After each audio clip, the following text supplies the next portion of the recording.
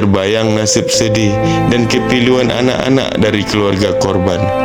Mereka yang seharusnya menikmati masa kecil yang riang, kini terpaksa berjuang melawan keadaan yang tidak adil.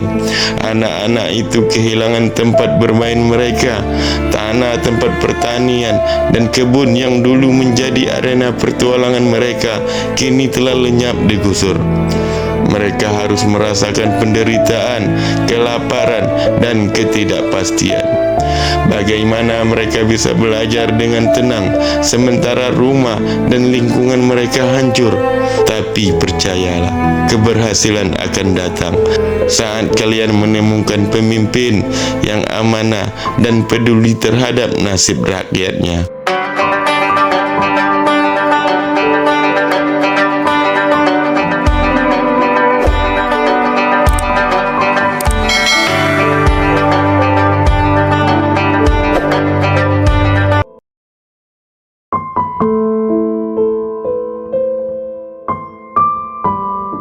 Selepas Isya, suasana di rumah sederhana Tuk Sati dipenuhi kehangatan dan ketenangan.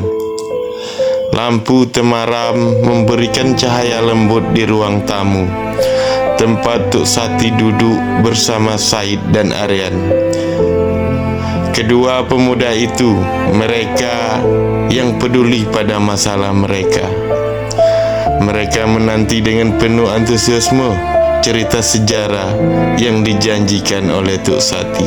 Seorang pria tua dengan wajah yang penuh keriput, namun mata yang masih menyala-nyala dengan semangat.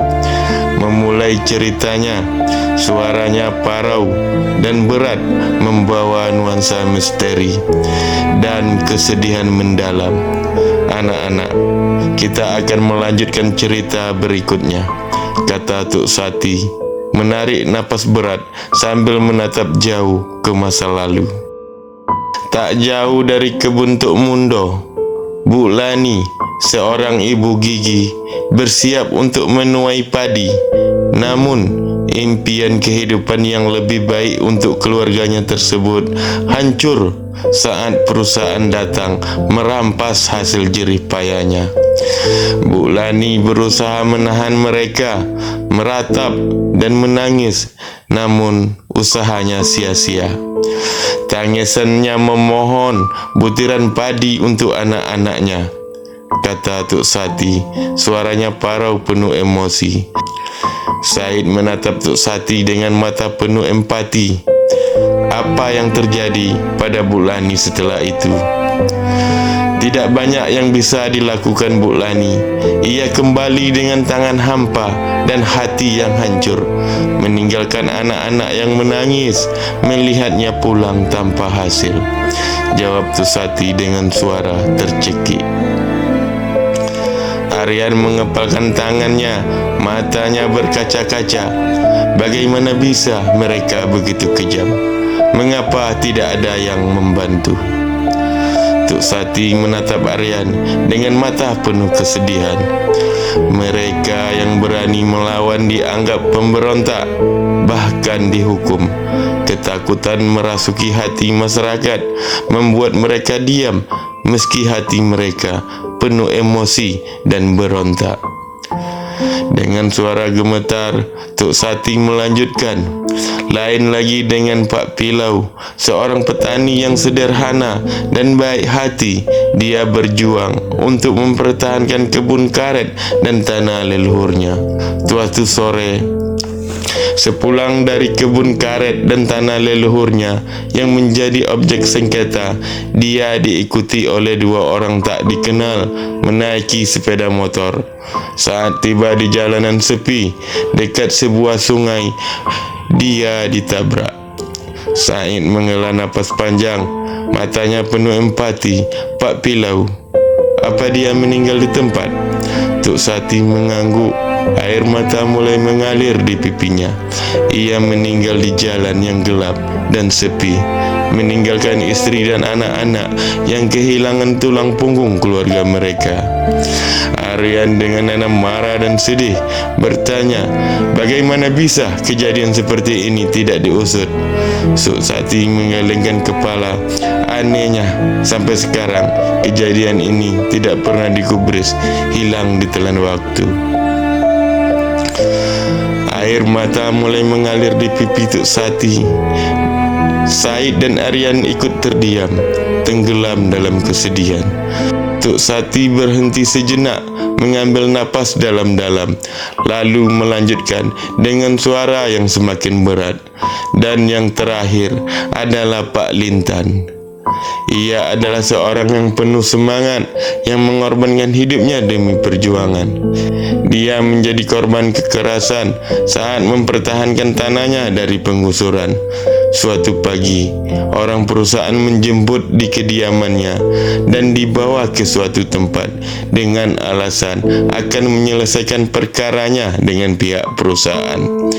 2 hari setelah kepergiannya, ditemukan mayatnya di pinggir jalan dengan kondisi jasad penuh memar dan luka lebam. Kejadian ini juga hilang tanpa ada pihak yang mempertanggungjawabkannya. Said menutup wajahnya dengan tangan sambil menangis. Ini begitu kejam. Bagaimana bisa keadilan begitu sulit diraih?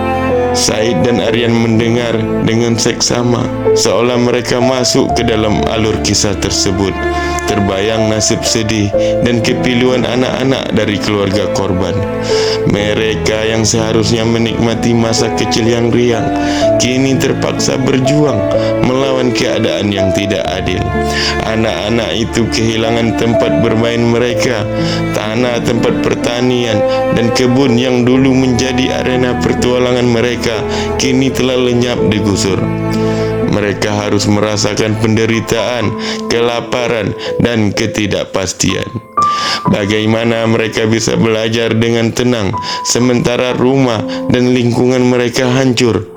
Pertanyaan-pertanyaan itu menggantung dalam pikiran Said dan Aryan, mencari jawaban yang tak mungkin ditemukan. Tuk Sati membuka sebuah kotak tua lagi yang ada di lemarinya. Kotak tua tersebut merupakan bukti kedua yang telah lama ia simpan. Ini adalah bukti bahwa mereka dimanfaatkan oleh oknum yang tidak bertanggung jawab. Mereka adalah korban dari ketamakan demi kepentingan pribadi dan kekuasaan. Lihatlah, ini adalah foto-foto saat mereka berjuang. Melihat bukti-bukti itu, Said dan Aryan tidak bisa menahan tangis mereka. Emosi mereka meluap-luap memenuhi ruangan. Mereka telah berjuang dengan tulus dan berani, tetapi mereka dikorbankan begitu saja, kata Tuk Sati dengan suara gemetar.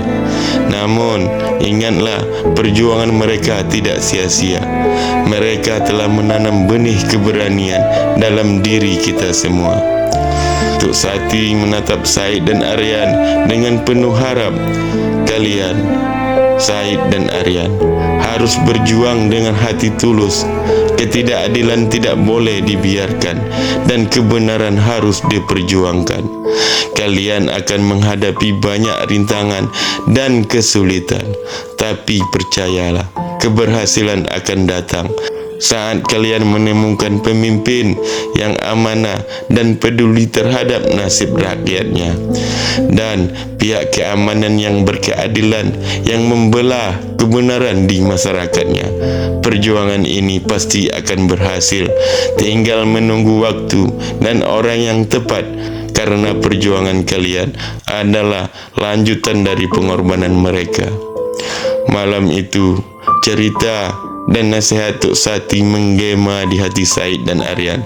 Dengan hati yang penuh haru, mereka berjanji pada diri mereka sendiri untuk tidak pernah berhenti berjuang demi mereka yang telah gugur dan demi keadilan. Ketika mereka meninggalkan rumah Tuk Sati, langit malam yang gelap tampak sedikit lebih terang. Saya akan memberikan harapan baru untuk perjuangan yang akan datang. Misteri apa lagi yang akan mereka temukan? Bagaimana perjalanan panjang perjuangan mereka? Saksikan keseruan cerita selanjutnya di part 8.